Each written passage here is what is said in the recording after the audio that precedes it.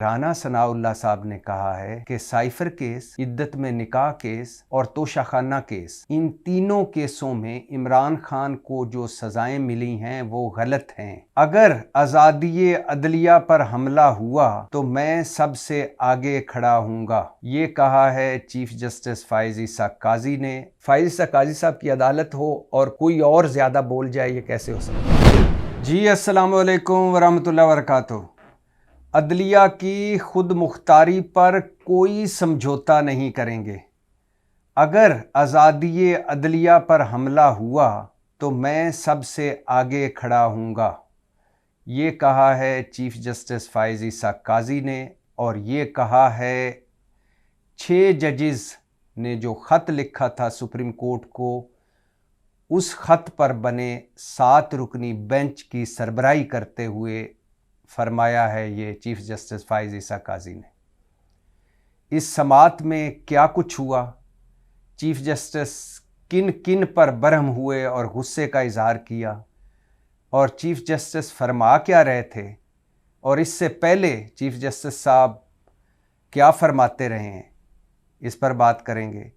और इस पर भी बात करनी है कि राना सनाउल्लाह साहब ने कहा है कि साइफर केस, इद्दत में निकाह केस और तोशाखाना केस, इन तीनों केसों में इमरान खान को जो सज़ाएं मिली हैं वो गलत हैं।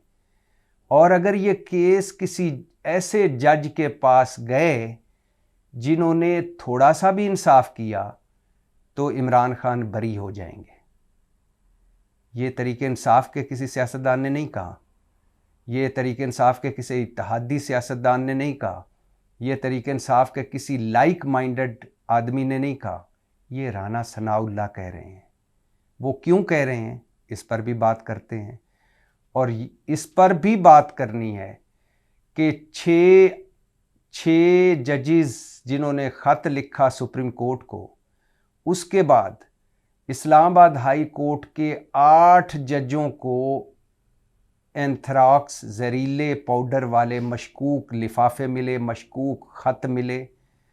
और बात यहीं नहीं रुकी, सुप्रीम कोर्ट के 4 जजों को भी मशकूक ख़त मिले हैं, जहरीले मादे वाले ख़त मिले हैं, धमकी अमेज़ ख़त मिले हैं। और बात यहाँ भी नहीं रुकी, लाहौर हाई कोर्ट के 4 जजों को भी मशकूक ख़त मिले हैं, जहरीले मादे वाले ख़त मिले हैं और धमकी अमेज़ ख़त मिले हैं।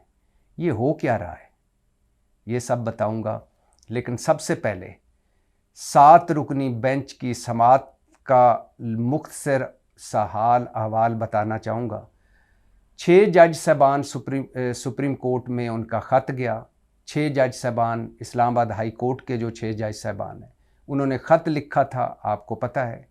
ख़त था कि हम गैर महफूज हैं, हमारे घर गैर महफूज हैं, हमारे ख़ानदान गैर महफूज हैं, हमें हरासा किया जा रहा है, हमारे बेडरूमों से कैमरे निकल रहे हैं, हमारे रिश्तेदारों को अगवा किया जा रहा है, हम पर दबाव है, हम पर प्रेशर है। और ये सब कुछ हो रहा है हमसे मन मर्जी के फ़ैसले करवाने के लिए। लिहाजा हमें बताया जाए कि जब दबाव हो, जब प्रेशर हो, जब ख़ानदान और रिश्तेदारों की सिक्योरिटी का मामला हो, जब बात हमारे बेडरूमों तक पहुँचे, तो हमें क्या करना है। आपके ज़हनों में होगा कि ये ख़त जो ही गया फ़ाइज़ ईसा काजी साहब के पास, सुप्रीम कोर्ट के पास, तो फिर एक तसद्दुक़ जिलानी कमीशन बना। चीफ जस्टिस और वज़ीर आज़म शहबाज शरीफ के दरमियान मुलाकात हुई और फिर वफाकी काबीना में मामला गया और फिर तसद्दुक़ जिलानी कमीशन बना, इंक्वायरी कमीशन। और फिर तसद्दुक़ जिलानी साहब ने कमीशन पर इजहार मुसर्रत भी किया कि पार्लियामेंट और सुप्रीम कोर्ट का मुझ पर एतमाद, मैं खुश हूँ, 60 दिन में इसकी इंक्वायरी करूँगा, ईद के बाद प्रोसीडिंग्स शुरू होंगी। लेकिन फिर अचानक तसद्दुक़ जिलानी साहब ने माज़रत कर ली। फिर उसके बाद चीफ जस्टिस फ़ाइज़ ईसा काजी साहब ने इस पर आज खुद नोटिस लिया और आज इसकी पहली समात थी।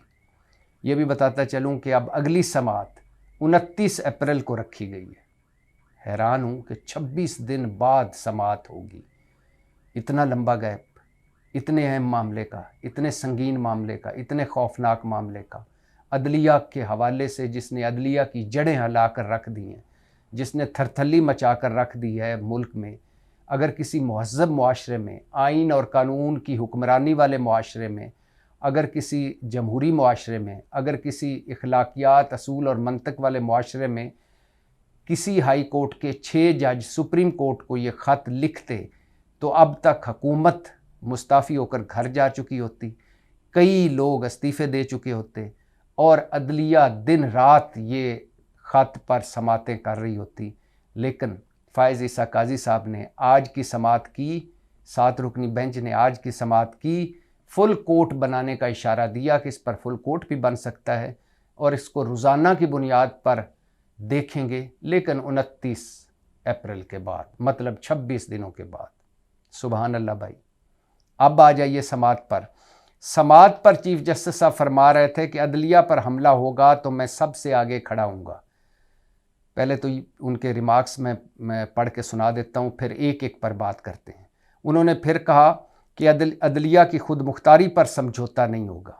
उन्होंने कहा कि जिस दिन मुझे 6 जजेस ने ख़त लिखा और मुझे मिला ख़त, 2 फुल कोर्ट इजलास बुलाए। इसी शाम को मैंने इफ्तारी के बाद इन 6 जजेस को घर बुलाया, 2.5 घंटे इनकी बात सुनी और चीफ जस्टिस साहब ने फरमाया कि इन जजेस ने मुझ पर एतमाद किया था कि आप जो कुछ करना चाहते हैं करें। अब पहली बात है कि उन्होंने, चीफ जस्टिस साहब ने फरमाया कि अदलिया पर हमला होगा तो मैं सबसे आगे खड़ा हूँगा। चीफ जस्टिस साहब, आपने सही फरमाया, बिल्कुल सही फरमाया। अभी कुछ महीने पहले की बात है, बल्कि पीडीएम हुकूमत की बात है, जब शहबाज हुकूमत थी, तब इलेक्शन से भागा जा रहा था, आइन तोड़ा जा रहा था, सुप्रीम कोर्ट को तकसीम किया जा रहा था, अदलिया पर हमले किए जा रहे थे, जजेस के ख़िलाफ़ बाकायदा एक मुनज़्ज़म घटिया लेवल की मुहिम चल रही थी। जजेस पर सियासी जलसों में, सर्विंग जजेस पर सियासी जलसों में हमले किए जा रहे थे तस्वीरें लगा लगा कर, और जजेस की ऑडियोज़ का चलाई जा रही थी। वज़ीर अपनी प्रेस कॉन्फ्रेंसों में ऑडियो चलाते थे बिना फॉरेंसिक किए, बिना तहकीक किए, बिना तस्दीक किए। उस वक़्त फ़ायज़ ईसा काजी साहब, आप पीडीएम की अधूरी और जाली असम्बली में हुकूमती बेंचों पर जरदारी साहब और इसाक डार साहब के दरमियान बैठे अदलिया मुखालफ तकरीरें सुन रहे थे, अदलिया पर हमला आवरों की तकरीरें सुन रहे थे, और वाकई लग रहा था कि आप अदलिया पर हमला करने वाला जब हो रहा था तो आप सबसे आगे थे। उस वक़्त फ़ायज़ ईसा काजी साहब, आपका अदलिया के तहफ़्फ़ुज़ के लिए आना बनता था। उस वक़्त आपका ये कहना बनता था कि अदलिया क्या गलत कह रही है, सुप्रीम कोर्ट क्या गलत कह रही है, क्यों इसके फ़ैसले रद्दी की टोकरी में फेंक रहे हो, क्यों चीफ जस्टिस को धमकियां दे रहे हो, क्यों सुप्रीम कोर्ट के आगे जलसे करके सुप्रीम कोर्ट को धमका रहे हो। सुप्रीम कोर्ट यही तो कह रही है कि 90 दिन के अंदर इंतखाबात करवाओ, क्यों पार्लियामेंट को सुप्रीम कोर्ट से लड़ा रहे हो। उस वक़्त फ़ायज़ ईसा काजी साहब, आप एक साइड पे बैठे रहे। उस वक़्त आप और आपके हम ख्याल जज कुछ ना बोले। आगे आइए, चीफ जस्टिस साहब कह रहे हैं कि मैंने तो 2 फुल कोर्ट इजलास बुला लिए इस मामले पर, मैं इसको 29 दिनों बाद भी बुला सकता था, रमज़ान के बाद भी बुला सकता था इस मसले पर फुल कोर्ट इजलास, और आज सारे वकला और सारे बार्स बड़े एक्टिव हो गए हैं, लेकिन पिछले 4 साल में एक फुल कोर्ट इजलास भी नहीं हुआ सुप्रीम कोर्ट का। उस वक़्त क्यों चुप थे? फ़ायज़ ईसा काजी साहब, आपको शायद इल्म नहीं कि जब आपका मामला था, एक अकेले जज का मामला था, आप अकेले के ख़िलाफ़ रेफरेंस आया था, उस वक़्त आपने इसको आज़ाद अदलिया का मामला बना लिया था, एक जज के ख़िलाफ़ रेफरेंस, और वो चूँकि आपके ख़िलाफ़ था और पूछा जा रहा था कि आपके ज़राए आमदन से ज़्यादा जायदादें हैं आपके पास, तो एक जज के मसले को आपने पूरी अदलिया का मामला बनाया। उस वक़्त आपने कहा कि वज़ीर आज़म इमरान खान पर भी अदम एतमाद का इज़हार किया, आपने सदर अलवी पर भी अदम एतमाद का इज़हार किया, चीफ जस्टिस खोसा पर अदम एतमाद का इज़हार किया, सुप्रीम जुडिशल काउंसिल में बैठे 3 जजेस पर अदम एतमाद, FIA पर अदम एतमाद, FBR पर अदम एतमाद, सुप्रीम कोर्ट के रजिस्ट्रार पर अदम एतमाद, और शहजाद अकबर को तो आपने टाउट कह दिया था। तो फ़ायज़ ईसा काजी साहब, उस वक़्त पूरा मुल्क आपके साथ खड़ा हुआ था। ये बार्स, ये सुप्रीम कोर्ट के वकील, ये चारों सूबों की बार्स, ये सुप्रीम कोर्ट की बार, सारे आपके साथ खड़े हुए थे और सारे मरने मारने पर तुले हुए थे। उस वक्त एक जज का मसला था, ये 6 जजेस का मसला है। आगे आ जाइए। फायज़ इसकाई साहब कहते हैं कि आज खुद नोटिस, मुझे बड़ा शोर डाला गया कि आज खुद नोटिस क्यों नहीं लिया गया। भाई, अब किसी एक की मर्जी पर आज खुद नोटिस नहीं लिया जा सकता। अब 3 रुकनी कमेटी है जो आज खुद नोटिस लेती है। सर, यही तो हम कह रहे हैं कि 3 रुकनी कमेटी को ही चाहिए था। जो ही ये मामला आया था, 6 जजेस का मामला अदलिया का था, उन्होंने अदलिया पर के हवाले ये मामला किया, यानी जजों का मामला था। आपके पास खत आया, आप वो जो बाकी 2 जजेस हैं वो भी तो जज ही हैं ना, तो आप क्यों नहीं लिया आज खुद नोटिस? पहले क्यों शहबाज शरीफ साहब की कोर्ट में बाल फेंक दी? चीफ जस्टिस साहब, मामला अदलिया का था, ये अदलिया को सुलझाना चाहिए था। शहबाज शरीफ एग्जेक्टिव के सरबराह हैं और इस खत में एग्जेक्टिव फरीक है। ये मुल्ज़म, आपने एक तरह से अगर बादियो नज़र में देखा जाए, मुबैना तौर पर देखा जाए, तो आपने मुल्ज़म को बुलाया इस खत की रूह से कि आएँ ज़रा इस मसले का हल निकालते हैं।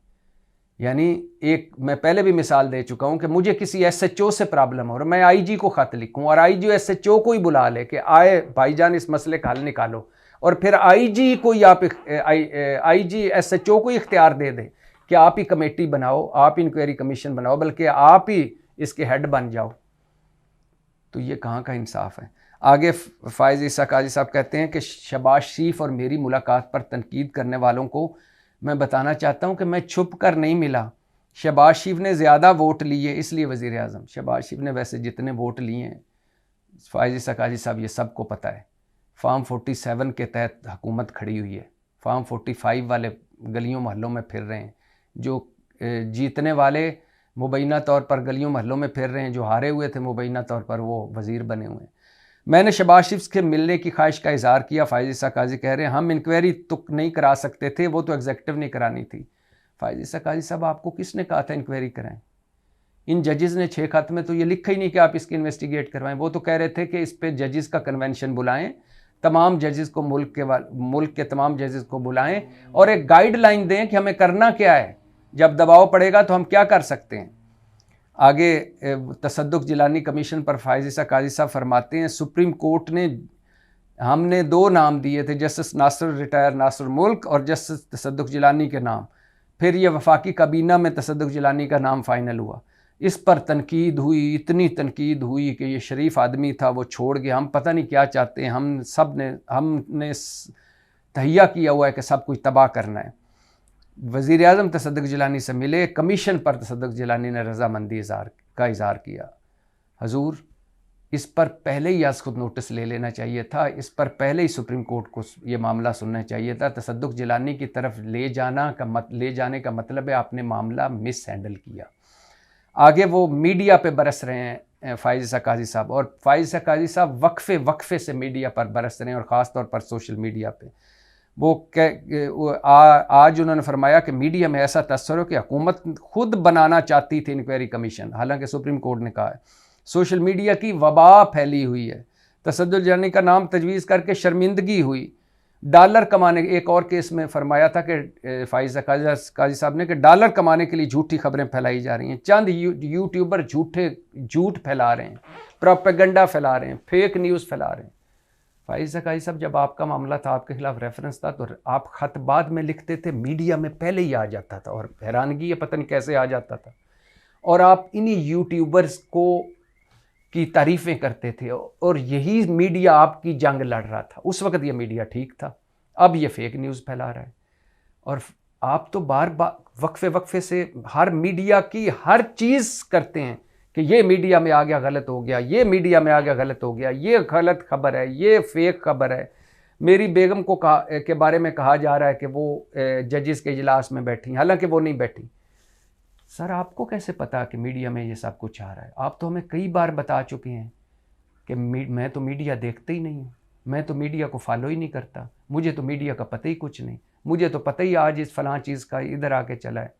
और आप तो अदालत में आके पूछते हैं उस्मान डार कौन है, ये सदाकत अब्बासी कौन है, ये इमरान रियाज कौन है, इमरान रियाज आ गया है कि अभी जेल में ही है? आपको तो मीडिया का पता ही नहीं, फिर आपको कैसे मीडिया की एक एक चीज का पता है? खैर, इसी दौरान अटार्नी जनरल फाइज ईसा काजी साहब की अदालत हो और कोई और ज़्यादा बोल जाए, ये कैसे हो सकता है? जो भी केस लगते हैं फाइज ईसा काजी साहब ज़्यादा बोलते हैं। इसमें अटार्नी जनरल कुछ बोले, और वो क्यों बोले? क्योंकि वो तारीफ़ कर रहे थे फाइज ईसा काजी साहब की कि आप हजूर, आप कमाल हैं, आप मिर्ज़ा इफ्तिखार नामी एक शख्स ने आपको कत्ल की धमकियाँ दी, आपकी अहलिया FIR दर्ज करवाना चाहती थी, लेकिन साबका हुकूमत मतलब इमरान हुकूमत ने वो FIR दर्ज नहीं की और मामला FIA को भिजवा दिया।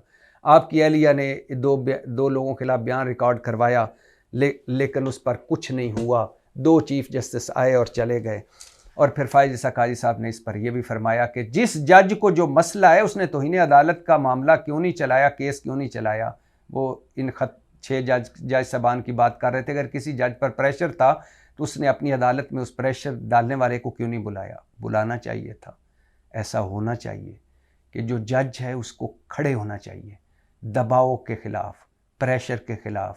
अगर उसके ख़िलाफ़ कोई ज़्यादती हो रही है और वो कुछ नहीं कर सकता तो वो आम आदमी को क्या तहफ़्फ़ुज़ देगा? लेकिन सर, आप इन सारों के माई बाप हैं। जब एक जज साहबान जो ब्लड प्रेशर का मरीज़ होकर अस्पताल चला जाए, किसी का बहनोई अगवा हो जाए, किसी के घर से कैमरा निकले, अगर वो आपके पास आ जाएं तो आप तो बड़े हैं इन सारे जज साहबान को, आपको सुनना चाहिए था और आपको ही मामले को हैंडल करना चाहिए था।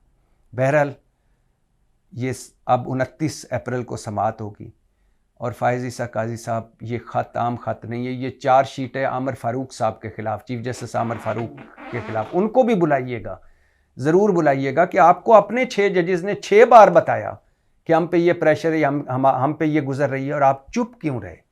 क्यों नहीं कोई ये मामला हैंडल कर सके? और फिर जब ये सुप्रीम कोर्ट आए थे तो क्यों मामला हैंडल नहीं हो सका पहले जब ये आए थे? अब दोबारा खत लिखने की क्यों नौबत आई? और फिर अब आपने इस पर भी जवाब दीजिएगा कि आपने शहबाज शरीफ को क्यों बुला लिया? वो तो इसमें फरीक थे इस खत में। इस सारी चीज़ों का पता चलना चाहिए। 29 अप्रैल को अब इसकी समाअत होगी। अब आते हैं दूसरे मरहले पर, और वो भी अदलिया का है कि आपको पता है कि 6 जजेस के ख़त के बाद इस्लामाबाद हाई कोर्ट के 8 जजों को जहरीले पाउडर वाले ख़त मौसूल हुए, मशकूक ख़त, धमकी वाले ख़त, डराने वाले निशान वाले ख़त। तो उस पर FIR दर्ज हो गई है, उस पर तहकीक भी हो रही है और पता चलाया जा रहा है। आज भी chief justice Islamabad high court Aamir Farooq पूछ रहे थे कि क्या हुआ है, कहाँ से आया है, ख़त डाला कहाँ से है, इस पे पता किसका लिखा हुआ है, किस पोस्ट बॉक्स में डाला गया, तहकीक करें। लेकिन अभी ये तहकीक जारी थी कि इस्लाम के लाहौर हाई कोर्ट के 4 जजेस जो अगले चीफ जस्टिस बनने वाले हैं, justice Shujaat Ali, justice Shahid Bilal, justice Abad Aziz, justice Aliya Neelam, इनको भी वो मशकूक ख़त और धमकी वाले ख़त और डराने वाले ख़त और जहरीले मादे वाले ख़त मिले हैं। और यही नहीं, सुप्रीम कोर्ट को भी के 4 जजेस को भी ख़त मिले हैं फाइज ईसा काजी समेत, और उनको भी वही मशकूक ख़त, जहरीले ख़त और धमकी अमेज़ और डराने वाले ख़त मिले हैं। ख़त लिखे किसने, अभी तक कोई पता नहीं। ख़त आए कहाँ से, कोई पता नहीं। ख़त भिजवाए कहाँ से, कोई पता नहीं। ख़त किसने भिजवाए, कोई पता नहीं। और अभी तक तहकीक जारी है, FIR हो रही हैं। कहीं सुना जा रहा है किसी ख़त पे रेशमा का कोई नाम लिखा हुआ, किसी खातून का, कहीं सुना जा रहा है किसी ख़त पे गुलशमा का नामी खातून का नाम लिखा हुआ। ज़ाहिर है ये सारे फ़र्ज़ी नाम हैं, और अगर तहकीक हो जाए तो पता चल जाता है कि ये ख़त किस पोस्ट बॉक्स में डाले गए। और इस्लामाबाद तो कम से कम सेफ़ सिटी है, कैमरे लगे हुए हैं, तो लिहाजा लाहौर भी सेफ़ सिटी है, हर जगह कैमरे लगे हुए हैं। तो इतना तो पता चलाया जा सकता है कि ख़त किसने भिजवाए, कहाँ, किस पोस्ट ऑफिस में डाले गए, किसके ज़रिए आए। लेकिन अभी तक कुछ पता नहीं है। और हमारे जैसे बनाना रिपब्लिक जैसे मुल्क में, जहाँ बनाना रिपब्लिक निज़ाम हो, वहाँ पता नहीं चलता। लेकिन बहरहाल उम्मीद रखी जा सकती है कि ये जो 6 जजेस के ख़त पे अज़ खुद नोटिस लिया गया है, और ये 7 रुकनी बेंच या आगे फुल कोर्ट बेंच या रोज़ाना की समाअत, इससे भी कोई नतीजा निकले, कोई गाइडलाइन निकले। होना हवाना कुछ नहीं होता, लेकिन अगर कोई अनहोनी हो जाए तो अच्छी बात है, ताकि अदलिया की आज़ादी की तरफ ये पहला कदम है और इन 6 जजेस ने पहला कदम लिया, इस पर कोई कार्रवाई हो, मुअस्सर कार्रवाई हो, मंतकी कार्रवाई हो। और इसी तरह ये ख़त क्यों आ रहे हैं, किस वजह से आ रहे हैं, कौन भिजवा रहा है, इन पर भी तहकीक होनी चाहिए। अब आ जाइए जी, जहाँ ये अदलिया मामला चल रहा है वहाँ हुकूमत का आपको पता ही है कि सर मुंडवाते ही ओले पड़े हुए हैं। बदतरीन मुआशी बहरान है, बदतरीन सियासी बहरान है, बदतरीन दहशतगर्दी का बहरान है और हुकूमत खाली दिमाग है, फार्म 45 पर खड़ी हुई है। साख का मसला है, कैपेबिलिटी का मसला है, नाहली का मसला है और कुछ ना करने का मसला है। कुछ भी इस हुकूमत के हक़ में नहीं है। और जवेद लतीफ़ जो मुस्लिम लीगी हैं वो फरमा रहे हैं कि साढ़े पल्ले तक कख नहीं, वज़ीर आज़म तो अपनी काबीना भी नहीं बना सकते, इतने बेबस हैं। और राना सनाउल्लाह साहब फरमा रहे हैं कि मोहसिन नकवी की मेहरबानी है कि वो वज़ीर दाखिला बन गया, अगर वो कहता मैंने वज़ीर आज़म बनना है तो हमने क्या कर लेना था।